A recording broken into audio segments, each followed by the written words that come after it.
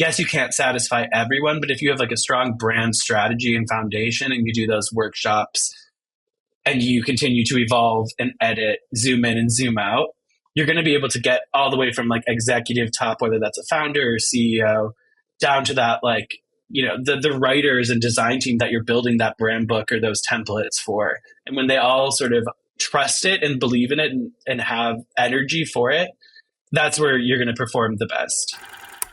Welcome to We Built This Brand, the podcast where we talk to the creators and collaborators behind brands and provide you with practical insights that you can use in growing your own business. Did you know that it doesn't always take a degree in marketing to become an expert in this field? Sometimes it takes a degree in art or medieval history or even women's studies. In today's episode, I'm talking with Patrick Collins, the head of strategy and partner at the Chicago-based agency Someoddpilot. We discuss his unconventional career path from a degree in women's studies to brand strategy and how it influences his work today. We dive into some great projects that he and his team have worked on, like Darn Tough Socks, as well as the rebranding of both Lollapalooza and Kimberly-Clark, and the contrasts in between. So get your marketing socks on and join me as we dive into this conversation with Patrick Collins of Someoddpilot.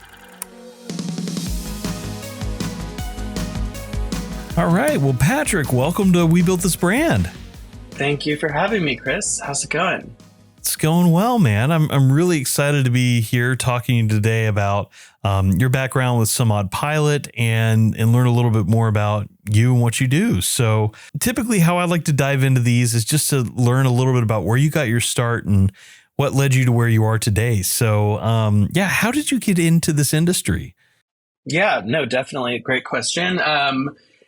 I sort of had a strange path, so I won't go like back to when I was born, but I am born and raised in Chicago, and I went to undergrad and grad school in Chicago at DePaul. And so in undergrad, I actually studied women's and gender studies and public policy. And then in grad school, I studied gender studies. So at first glance, neither of those, might have like a clear through line to creative strategy or brand strategy. But I think both ultimately are about understanding people. And a lot of writing and research. And so in the meantime, though, after grad school, I was working at a women's high-end upscale women's consignment store and boutique new clothing as well. And while working there, began running the website, or actually like helped build, sort of like working with a creative team. At that point, I didn't even really know what a creative agency was, but I was the client on the other end of the calls as we built this like very custom, really beautiful e-com site. And then ultimately I was the one that was managing that site. So on the back end, the uploading all of that. So in the CRM, all the way to like, I was writing the headlines, the product descriptions, I was packaging the items. So I was all of a sudden getting unknowingly this sort of like taste of e-com and what sort of like agencies do and how they work. And in the meantime, or at the same time rather, I was introduced to a friend of a friend. And she is one of the co-owners of Someoddpilot, which is the agency I'm a partner at. And she knew I was she knew my background. She knew I was a good writer and that I enjoyed sort of like long form, short form. So she brought me in on like a one-off project, sort of almost as like a favor to me, but also a favor for them. They were in a pickle. And so I came on for that project. I wrote sort of this book for them, was here probably working like 20 hours a week. This is like 2016, 2015. And then I like to say I sort of like Kimmy Gibblered my way into the industry. So the project ended. Sometimes like literally the founder, so the other owner of the company, Chris, a couple of years ago asked this too. He was like, "How did you get here?" And I was like, "Yeah, my freelance gig ended." And I sort of like the next day just appeared and was just on my computer doing my own stuff. And, someone was like, "What are you doing here?" And I was like, "I'm just in case something comes in." And then something came in and then something came in again. And, all of a sudden I sort of became our de facto accidental writer and was hired full time. Wow. So you just kind of hung around the office until they started giving you more work, basically. I hung around, and then on my early projects, I truly, like I said, like I had been absorbing creative and content and living in the fashion world, less so the gender studies, but that comes into play a little bit more with how I think about strategy. But in my early days, like I remember being in a meeting for one of our shoe brands. This is literally month 2. And it was a brainstorming meeting, and I was quick to speak up because I was like, I want to be remembered here, right? Like you have to be valued to be hired. So I was at the same time when I was throwing out ideas, people were mentioning a deck. I had no idea what a deck was. So I literally am like hiding in a corner, Googling what is a deck and getting, images of a patio. And now, 10, 11 years later, I tell my partner, I'll wake up and I'm like, I dreamed in a deck form. It's like the last project I was working on the night before. All I see when I dream now is just slides. So the natural evolution of becoming a creative. Yeah. Yeah. Those decks, I've had to do a lot for startups in the tech world and stuff. And it's a lot of fun, having to create those all the time. Yeah. That's just because I do the strategy research writing. So that's the world we live in. Absolutely. So to take it back just a little bit, you mentioned you started in women's studies. I'm curious what drew you to that to start with. A mix of things. When I started freshman year in college, I think I went to liberal arts school. So like classically, I changed my major like 33 times in a week without telling anyone. You just sort of like decide in the cafeteria. And I took an elective. An important note here also, I have 6 sisters. So I'm the only boy. And I'm, more progressive and sort of was like finding myself at college. And I took an elective and I really, really enjoyed it. And I sort of took another class that was like, cross-referenced. I checked off that elective, but it was also a women's studies class. And within a year, I was all of a sudden just on my way to taking that as a major. I already had my public policy. I was already like sort of in line for that. And then I realized I could double major in it. And then I just really, really grew interested in the people I was meeting, the way that it was like changing how I think like radically to that point on strategy. I think that's where it is really, really helpful. Is gender studies is often about not locking something into a box, right? Like we talk in gender a lot about objectivity versus subjectivity and social constructs and all of these things that like, when you think about one of our footwear brands might not make a lot of sense, but as you're actually like formulating and structuring a project and the argument you're trying to make, it's a lot of similar ideas because it's like a lot of two things can be true at the same time. And we need to draw a conclusion. You have to draw a conclusion in gender studies when I'm writing a 40-page paper. You have to arrive at something, but that doesn't mean that my classmate who drew a different conclusion, it doesn't mean that was wrong either. It's just all about like sort of getting pointy, putting a lens on it, putting pieces together, and then arriving at something that feels sort of substantial and digestible. And then who knows, like, as with brands, a month later, so social constructs change. Our culture is changing by the time we're off this podcast, I'm sure we'll learn something new when we open up our phones. And so then it's all about going back to it and updating it and just really sort of like keeping your perspective alive and just that ability to change and adapt and evolve and not think so black or white. Yeah, that makes a lot of sense because when you're dealing with brands, especially in the identities, the people behind brands, I've talked to a lot of people about that, of how, people they're looking for a brand to say, this is my identity. This is who I am. This is what I am. And I mean, even today, when I was looking over the website and the clients you worked with, I noticed like Patagonia and Chaco are on there. And some place I'm really finding my identity right now is in, might laugh at this, but fly fishing. It's been a lot of fun to learn. It's been a lot of fun to get into. And, Patagonia is a brand that I really love and respect. And that's where I'm finding identity, is in that style of clothing, equipment, all that stuff, even Chaco to somewhat the same degree. So I can see why having an understanding for that fluidity and that change matters in a lot of ways. Yeah, absolutely. I think Patagonia is Patagonia. So it's always, I've been able to work on a lot of really great projects with them here, from some smaller sort of more political campaigns back in like 2015, 2016. And was also able to work on them developing like Patagonia Action Works. We sort of like led that. It's funny when we bring it up in client meetings, though, almost to your point of like knowing who you are, especially on like pitches. We'll mention I work with Patagonia, and a lot of people are self-aware. A lot of marketers are self-aware enough to be like, we love it, but like it's very hard to be Patagonia, right? Like to have that brand foundation and be so committed, because not every brand can do that. But I think Chaco is a good example of that pivoting and the work that I've been able to do with them, because when we inherited that brand, initially they already had, the fly fishers and the rafters and this really core audience of outdoorsy people and granola people and like 15-year-old camp counselors. And when they came to us, the brief then was really like, we need, we're doing well, people love us, but we have to open up to new audiences.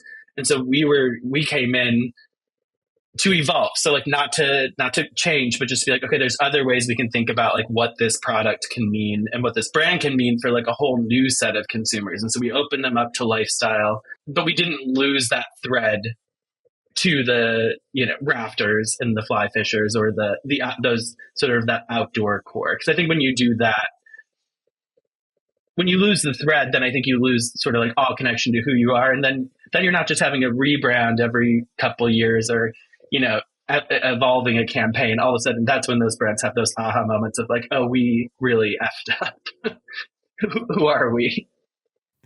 Yeah, for sure. And then they've got to go and they do the apologies and have all the, I'm sorry tours and, oh, we're trying to get back to where we were in our roots and yada, yada. So we were just joking last week, my team and I, about do you remember like the Domino's apology that they did a couple of years ago? Domino's Pizza, they did like, and this is like, I don't even remember, not recent, years and years, but they had changed their recipe. This is like sort of just a funny story, but their sort of like stunt that they did was like this big apology that like, we know we screwed up. But we've updated our pizza recipe and it completely worked. Domino's is doing very well. So sometimes those apologies, if you turn it into a stunt and get some good press, it works in your favor. Yeah. What is it they always say? There's no such thing as bad press. Yeah, exactly. I think there's some. Yeah. Yeah, I agree. But but it definitely is all a matter of how you approach that and how you handle that in the end. Yes, absolutely. I think that like the other thing about when I think about gender studies and sort of like taking a look back on how I've arrived where I am right now, I think another overlap to like brand strategy but also just like as a strategist, a lot of times people are like, what does a strategist do? And it's different at every agency, every type of creative agency. But a lot of it for me is like not just laying the foundation, but it's also like you really are on multiple teams. So you do have a foot in account. You're working extremely closely with designers and video producers and editors. I have the writers are on my team in terms of how we run our structure. So extremely closely with them and guiding there. But I think that ability to sort of like pivot, like we talked about, but the context switching, the connecting dots, the ability to like zoom in and zoom out and not get so narrowed in on one specific detail is a big part of brand strategy for me, because it's that ability to take a step back, take a breath and sort of say, okay, what are we actually doing here? And what do we need to accomplish? And that's the same, I think, whether it's for a rebrand or a marketing campaign or a spot, regardless of the ask. I think sometimes we go through those moments of like, we started with 3 directions, then they chose one, and then we went there. And then, and I've been a part of this as well, where I've let this happen, right? And then the client made an edit, and then we made an edit. And then you're like, wait, how did we get here? And how does this, once again, connect back to our brand DNA or what we set out to do here? And so that balance of sort of creative and practical thinking, I think, is a big part of how I think about strategy. Yeah. And I like what you said about zoom in and zoom out too, because I feel like when it comes to strategy for anything, like you need to be able to take it from the highest level of like, this is our broad idea for what we're doing, and be able to communicate that all the way down to the most tactical decision you make in the campaign. Because, it's not just you working on it. You've got writers, you've got all these people up and down the chain. And if you're able to explain it properly, then they understand, well, this supports this, which supports this, and that's the strategy we're going for. And I think that's evidence of a clear campaign to be able to manage it like that. Let's talk a little bit about your company. I guess not your company, but the company you're a partner in, Someoddpilot. Tell me, what is Someoddpilot? That's such an interesting name. Yes, yeah. So um, we are based in Chicago. We're in the Wicker Park neighborhood. I'm sitting there right now. And we were founded in 1999. So we just last year celebrated our 25th anniversary, which was really fun.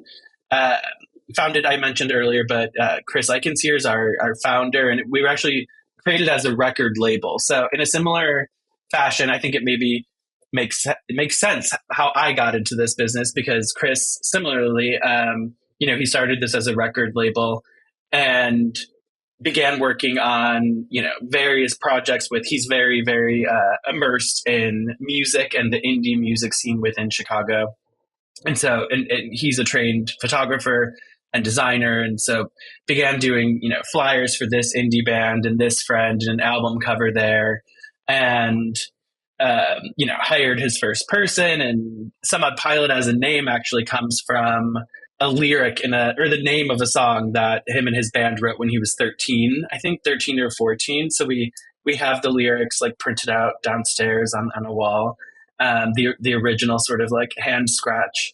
And yeah, he hired a couple people, began to sort of slowly grow, and then Pitchfork, back when it was based in Chicago before it was Condé Nast and all of that, basically like shared the building or the block on the same block as him. And this was back when, before they had a brand or a logo, or I think every page of the website back then was like hard coded. I want to say this is like 2003-ish. And so he was talking to, his buddies over there, decided to do like their first brand identity and logo and website. And so sort of just like checked a couple boxes and just grew from there. And then Annika, who I also mentioned, came on as sort of like a managing director and helped really sort of like steer and grow the business. But right now, yeah, we're a smaller size independent agency, very collaborative. And I think another interesting part about our agency model, or why I enjoy working here, is I'm on the second floor of our office in Chicago, but on our first floor is it's called Public Works. And that's sort of like our community arm. So it's an art gallery, a retail store, a venue. And so we do shows throughout the year. We do limited edition apparel and collabs. We have different artists in, so we're open on Saturdays and Sundays. So you sort of have this like upstairs, downstairs, a lot of the creative and the output that happens downstairs as like a sandbox for creativity, if you will, is done by the same people working up here on like very big brand, structured projects. That's really neat, because then that gives them an outlet for their creative endeavors, whereas, the work that they're doing on a day in, day out basis may not be that outlet, may not be that opportunity. Definitely. And I think it's helpful in particular too, in terms of, one of our greatest assets, I think, at Someoddpilot is like our connection to culture. And so it's not about studying culture. I think like as a strategist myself, like I'm less immersed in the quant often on a project. It's so much more about like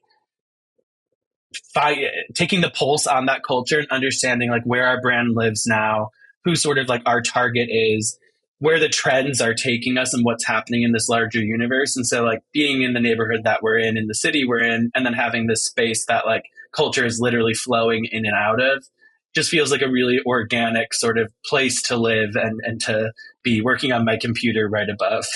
That is really neat. I'm just like, man, that sounds like I'd love to work there. If I didn't already have my own company, I'd be like, can I come work here? So you've come into Someoddpilot, you've become a partner there over time, and that's really great. But what have been some of your favorite projects? What have been some of your favorite things that you've been able to do since you've been there? Yeah, I have a couple in mind. One that immediately comes to mind, just because I'm in the middle of it, or I'm in the middle of sort of year two, an extension, is a campaign that we've been working on, a brand campaign that we've been working on with a brand called Darn Tough. And they are a sock brand, family owned, based in Vermont, and just extremely beloved. So it was one of those, sometimes we joke here, like when we win a piece of new biz, someone's either friend or parent. I mean, hopefully we're all very excited too, but there's always that like, oh my God, my dad's freaking out. You're working with like cat footwear or whatever it is. And just for this one with Darn Tough, we had a lot of a lot of our team and parents were excited because it's just a very, like I said, beloved sock brand, but it's also, they sell at REI, they sell at a lot of local independent stores. It's a big like hiking sock brand. And they're extremely comfortable, and they also have a lifetime warranty. So there's just like all these great things that check a lot of boxes, and a lot of boxes for like parents of adult children, and something they can put in a stocking that feels very like special and not throwaway. But they came to us just last year, actually, for their first ever brand campaign. So they've had just like this consistent, they have a great marketing and brand team, but in terms of working with an outside agency, they've just had consistent growth over time. But they, similar to Chaco, we're starting to reach that sort of like, we can stay on this path and that's great, but we have such great product, such great, really incredible internal company culture. And just so much brand love that we feel like there's audiences sitting like, whether it's a town over or, they're in Vermont, all the way over in California, that just would love our product if we gave them a chance to learn who we are. And so, from what I've just said, brand awareness, obviously a big part of that brief. And we developed a campaign for them that's called Darn It. So it ran last year. And I love the pun. It's amazing. Yeah. And darn is, within their brand name is already a pun because it's to darn wool and fabric is to sort of mend it. But the big sort of unlock there and something that I think is another really important part of my strategic practice is that like in-person immersion, or, can't always be in person, but in terms of really getting to know the stakeholders, it's not just about like absorbing old brand books and getting sent like the consumer segmentation that a different agency did and piecing everything together. That's a big part of it. But usually like that, we like to say like hidden gems over here, right? Like we like to find a brand's hidden gem. And usually that's not going to come reading 500 pages of different decks. It really requires like those one-on-one meetings, those conversations with the founder, that like even the conversation with the employee that's been there for like 3 months. And it's like, what drew you here? Why did you apply for a job at this company? And so we flew out to Vermont, our team, and spent a couple days with them. We got to walk around their mill. They make everything there. It's all American made, and got to meet the founder and hear about sort of his vision and how the company organically grew. And in doing all of that, we knew about the warranty, but it's something that's just like, it's nice, a warranty at that point is sort of just like a nice to have. And warranties right now within consumer goods are so confusing because usually they don't mean much, right? Like there's so much fine print. And when we were at the mill, we went to their warranty department program, and it was just incredible. Like we each got to open a bag of socks that had been returned. So each of our teammates, and we're sitting and there's like dogs all over. It's just like the most like picturesque sort of little place that you'd imagine. You're like, oh my God, these businesses still exist. I can't believe that. And we open them up, and in every single one is like a letter. And it's like, I wore these throughout my entire college experience, and they went with me to 3 different continents, and I'm so sad to give them up, but there's a hole in this one, or it's ripped here, or it burned here. And I mean, just the most incredible stories of like wearing them, in Afghanistan, or like to their wedding, and just crazy. So an incredible amount of brand love. And they get these wedding invitations, but within that, they also had on the wall in the back some of their favorite letters, and they had pinned these socks that were like the funniest stories. So it was like one in particular that was like very disgusting, but the dog, it was like this, the sock may look okay, but my dog ate it and then it came out the other end.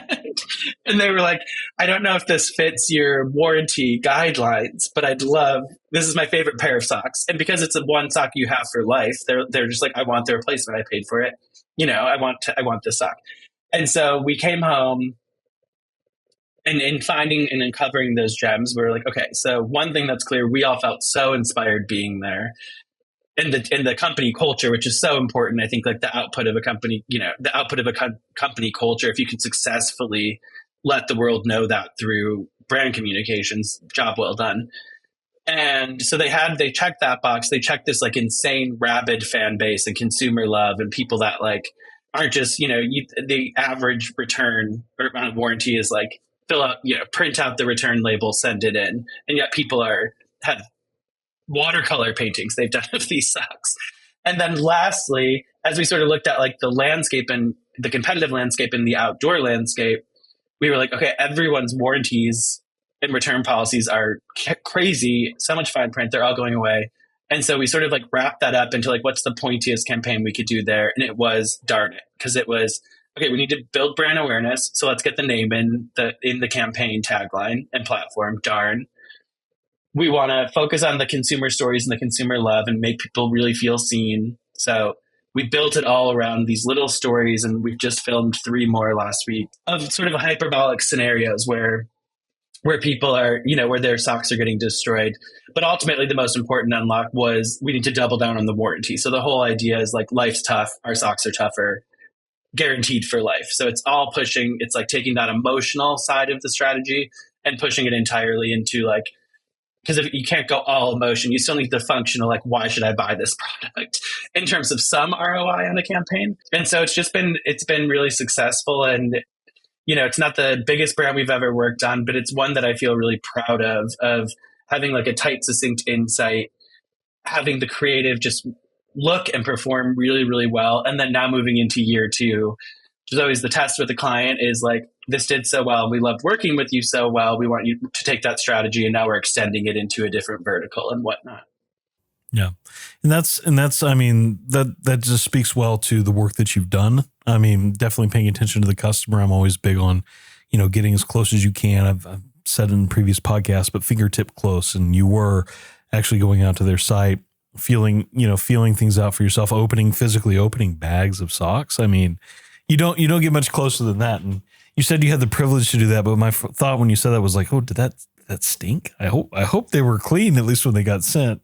I think we had gloves on. They weren't clean, all of them, but I think we had gloves on.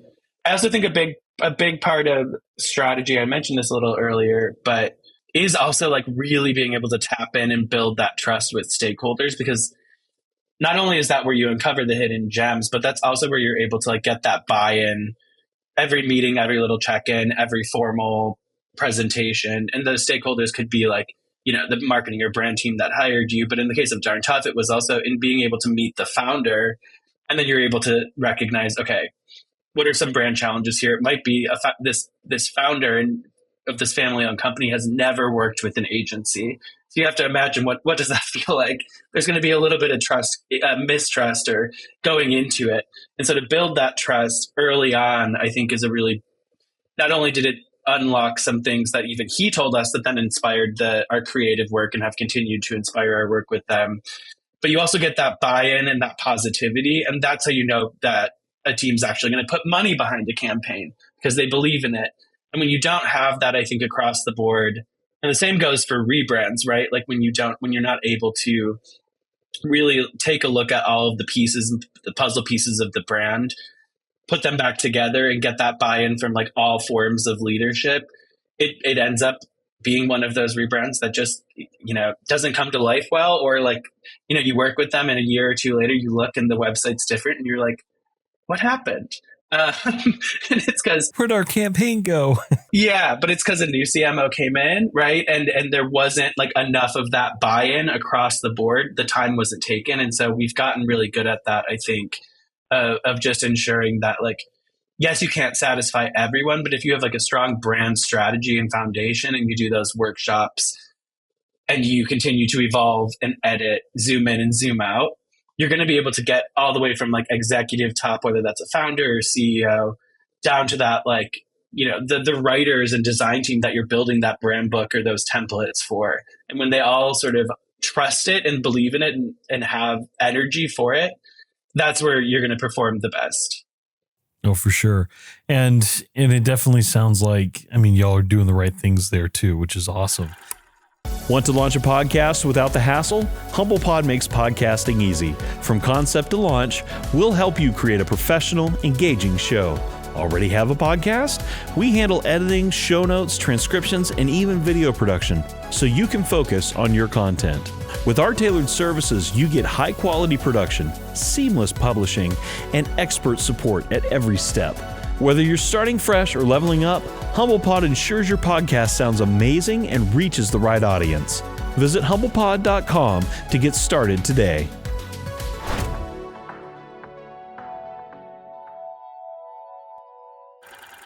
And it's funny too, we're talking about socks. I'm literally sitting here with a hole in my sock. It's a running sock that I've had for a while. And I'm like, I should probably check these guys out. I mentioned we're working on a new project with them, but it involves running socks very much. So you should check them out. They make awesome running socks.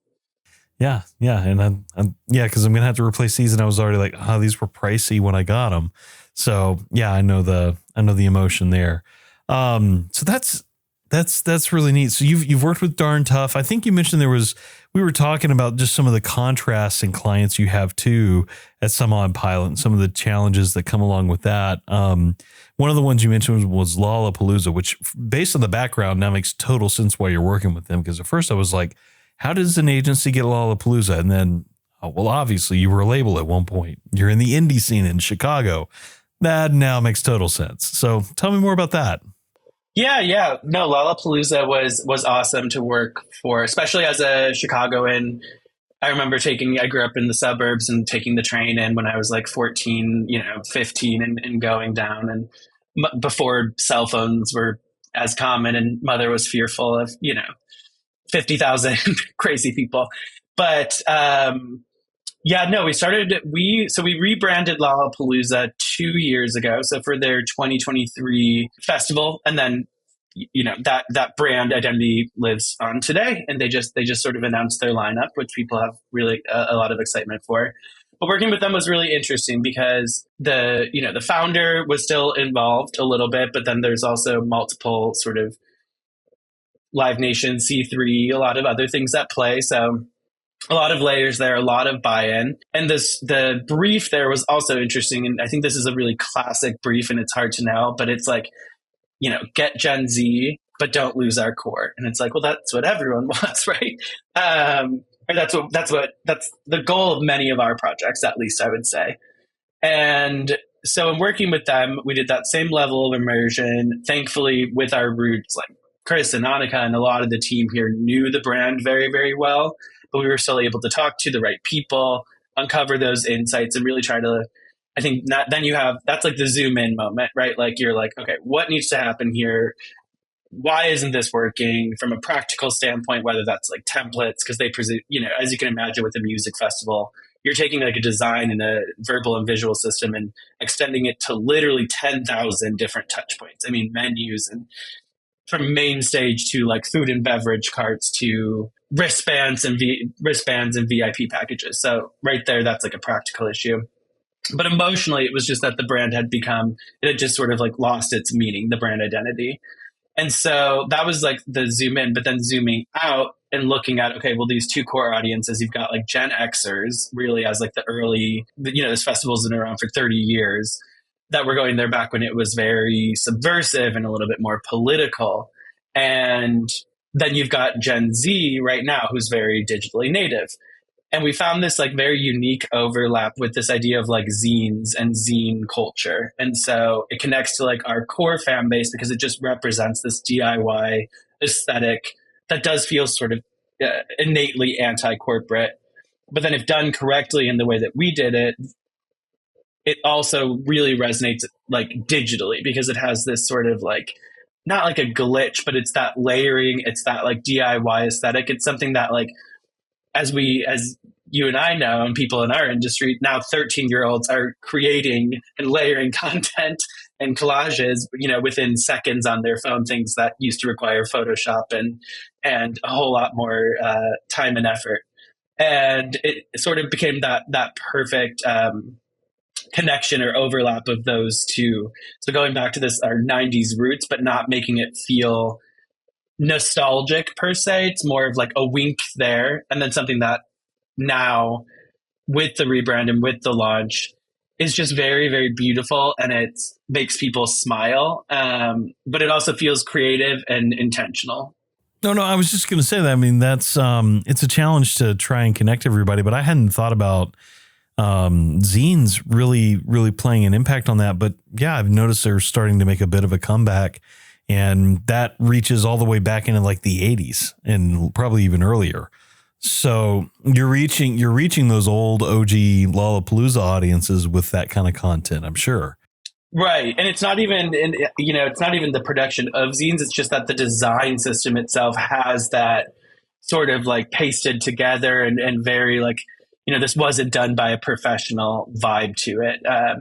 We didn't want to go, and a lot of music festivals right now either go sort of like full chaos, which is fun, but it depends on the festival. And this is a really large festival, so there has to be some level of control.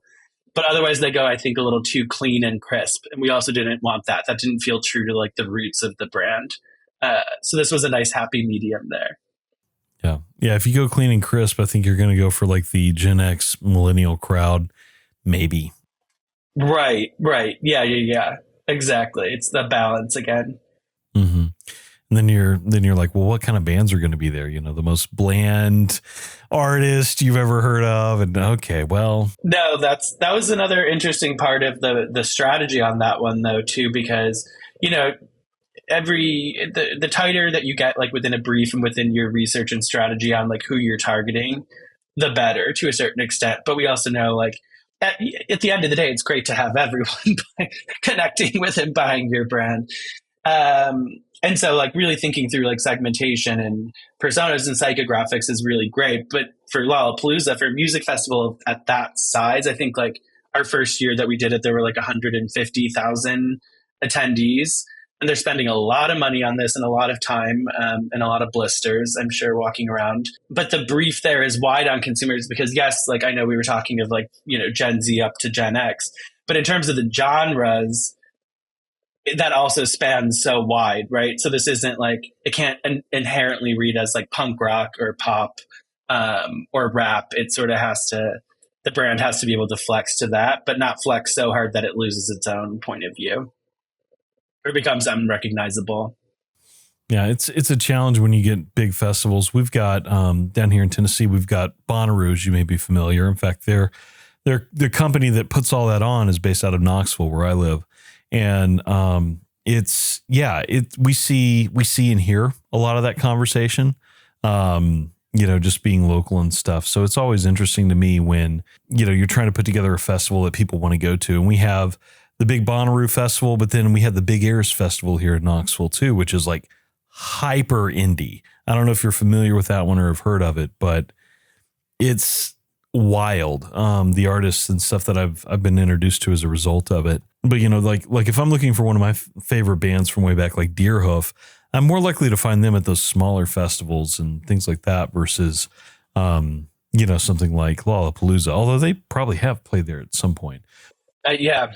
They've got everyone. That's what makes it so hard. It's like the most indie of the indie are also still there. They're just in like a lot smaller font on the on the poster.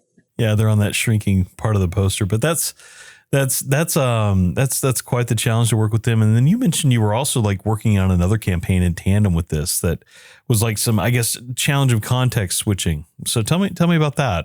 Definitely, that was actually another rebrand. So a brand building exercise. And so at the same year that we were working on Lollapalooza, we actually rebranded, and I helped lead the rebrand of Kimberly-Clark. So big, 40,000 employees, very global company, 150 years of legacy.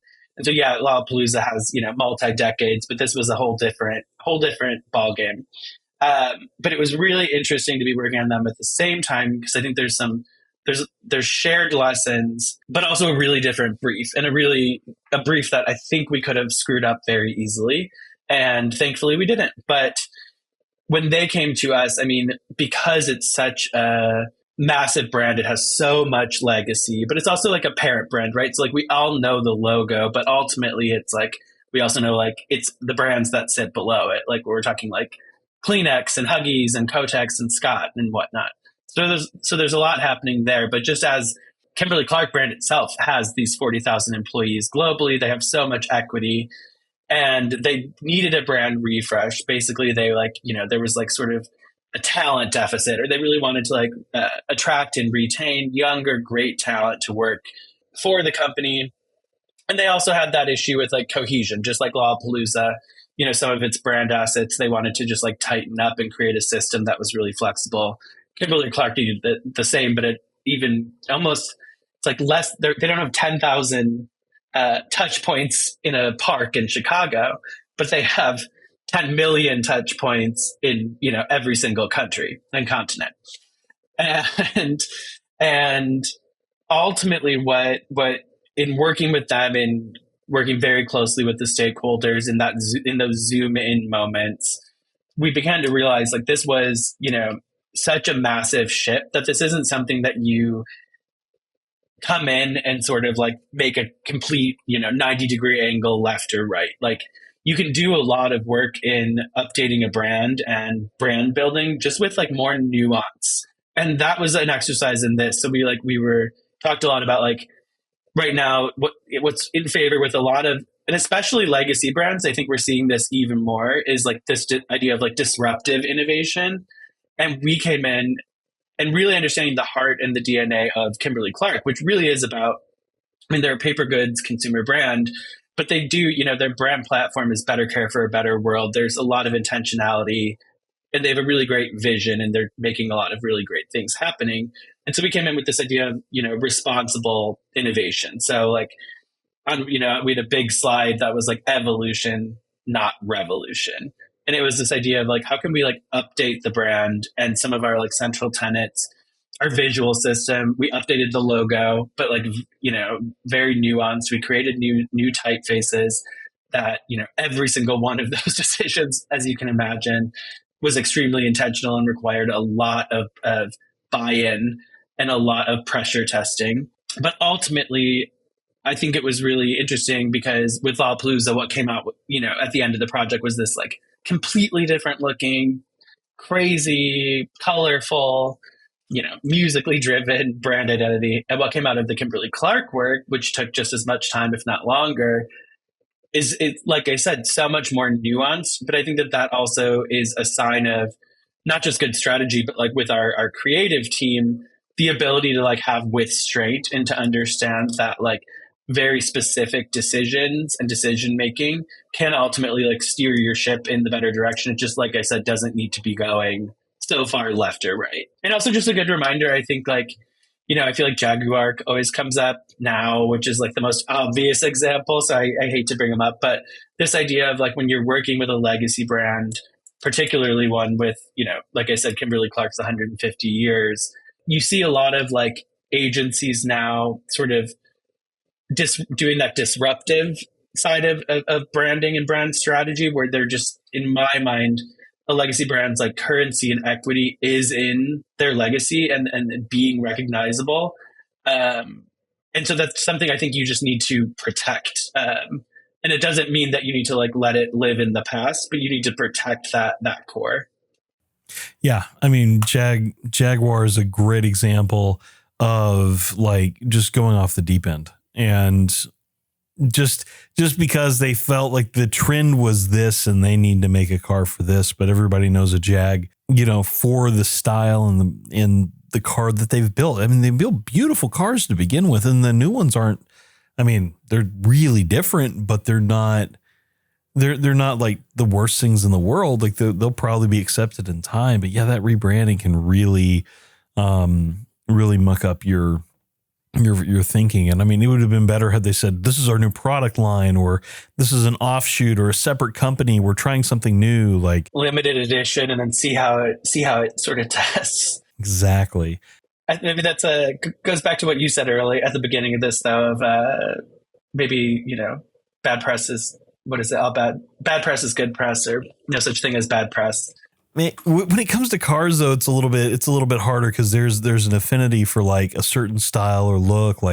If they were chasing the Cybertruck, they were probably following the wrong path.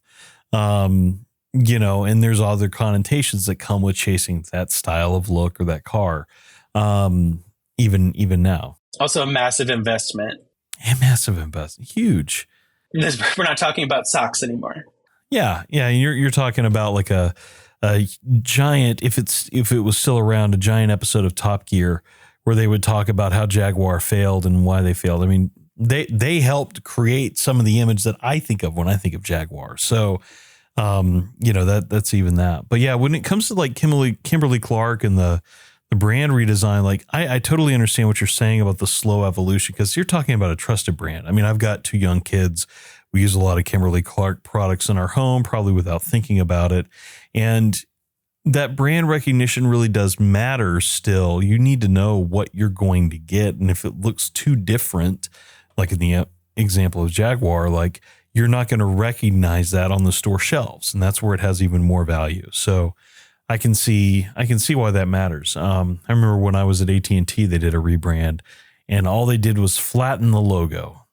We have the 3D globe. Now it's flat. And I'm like, okay, but so much thought goes into that. And I know it does, but like so much effort, so much thought goes into those little changes because it all has an impact. Even changing the font affects the printers that you choose. And, if you make a brand color change, it might even change the ink that you use. Just all these little things you don't think about on a day-to-day basis. But exactly. I think those are both, AT&T is another good example of like, with those more nuanced, the slow evolution, you have to sort of go that route often because there's like a trickle down effect that's going to happen that, yes, you can do like consumer testing and focus groups and all of this to sort of see how is this going to perform. But for companies that large with that much legacy and equity, you really don't know like what that means when someone's going to re-sign their phone.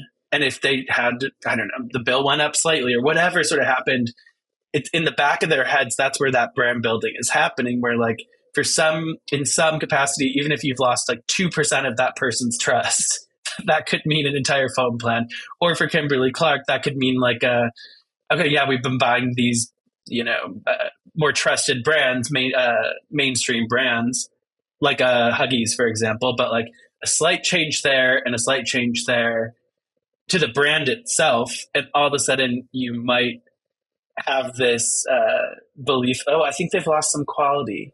Maybe we'll try out the disruptor brand or even the generic brand or whatever it might be. So, and on the other side of that too, you've got the historical side where if you don't continue to update your brand, you do start to look dated, and it looks like, oh, well, what used to be your favorite logo might still be your favorite logo. Like if I look out my window here to my right, I've got an old Coke logo, like the old, like somebody painted on the side of an old building, Coke, the Coca-Cola sign. And yeah, it's beautiful. I love looking at it. And it's a cool shot of downtown, but by that same standpoint, you wouldn't expect that logo to still look the same. And if you look, like you've got to update for the times too. So that's another piece of it. I think that, you don't think about until that brand evolution happens, if that makes sense. Yeah, no, absolutely. Yeah, I think you can't run the risk of like being a dinosaur. You just need to go about it in a strategic way. Absolutely. Well, Patrick, this has been fantastic chatting with you today. I always like to just wrap up with a couple of questions before we go, and we'd just love to run those by you now. So first one is just, what is top of mind in your industry right now? Is there anything for you that as you look at like brands or branding over the coming year that you think like, oh, I got to really keep my ear to the ground or keep my eye on this? I mean, in terms of just like trends that I know, like we've been enjoying in terms of like how we are ideating and concepting for some of our brands I love, where sort of the beauty, fashion, lifestyle world is going with this mixture of like quiet luxury and then chaos sort of colliding. And you're seeing it in like mainstream brands, you're seeing it in editorial, you're seeing it in social content, but this like ability to still have like a refined, held together brand, but starting to introduce bits of weirdness and chaos. And I think that just is like a natural, it's where we're at in terms of TikTok and Instagram and social, and this ability for people to put their own stamp on something. So like you're seeing more premium brands with like lo-fi selfies being added into like a major campaign, or you're seeing this like looseness with social feeds that I find it interesting because it's such a delicate balance. A brand that comes to mind that like it maybe isn't a good example of this ability to have that balance is always like SSENSE. I don't know if you're familiar with them. They're like it's a luxury e-com site, but they do an amazing job, and they're very well loved by a lot of people. But they have this like incredible ability to balance this like really refined editorial content with this really successful, I mean, it's literally an e-com site. And then they also are just so tapped into culture. So this ability to be like subversive and just like, it doesn't feel like they're following trends. It feels like, oh, I want to follow them because I want to see where they're going next. That was a long-winded answer, but let's just say like having a sense of humor and an ability to striking that balance of protecting your brand, but taking some risks when it comes to content. In particular, their Instagram feed is just really great. Mm. And is this SSENSE? Is it a what kind of company is it again?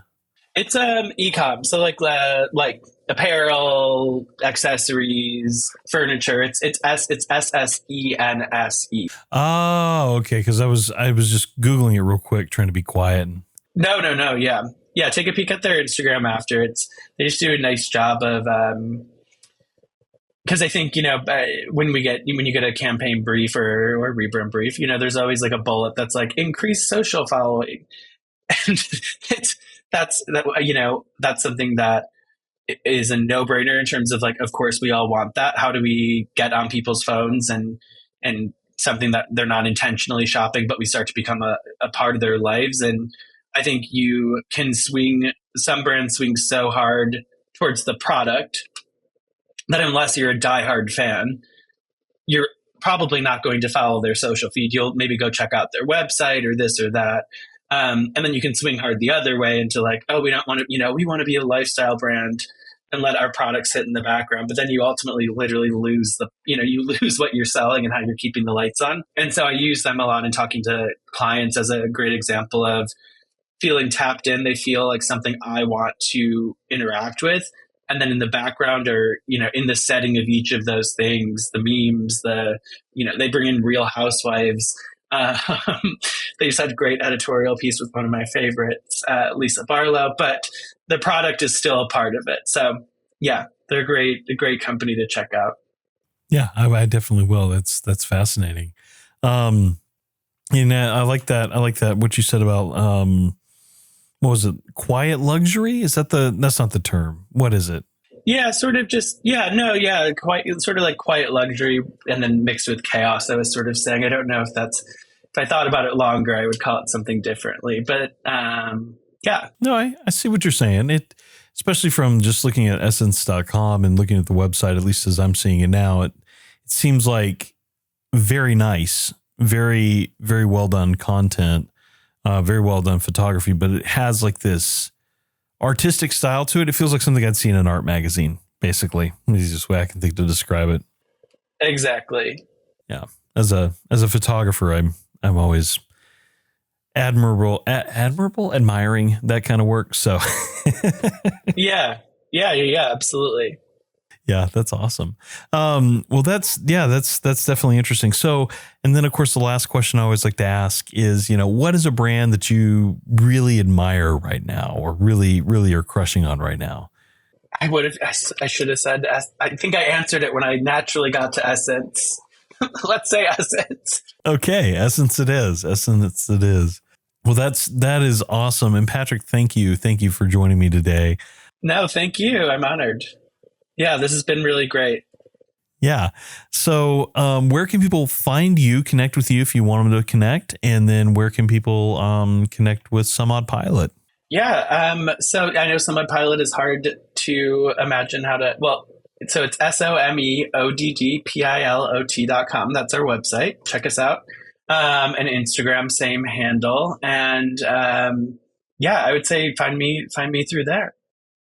Excellent. All right. Well, Patrick, thank you for coming on. Thank you so much. Or on LinkedIn as well. Patrick Kelly Collins. Why not? Absolutely. We'll make sure you're added on there. Well, Patrick, thank you so much. Thank you, Chris. Enjoy the rest of your day. Thanks for checking out this episode of We Built This Brand. Don't forget to like and subscribe on your player of choice. You can also keep up with the podcast on WeBuiltThisBrand.com. If you like this episode, please give the podcast a 5-star review and make sure to tell all your friends about it so we can continue to build this brand.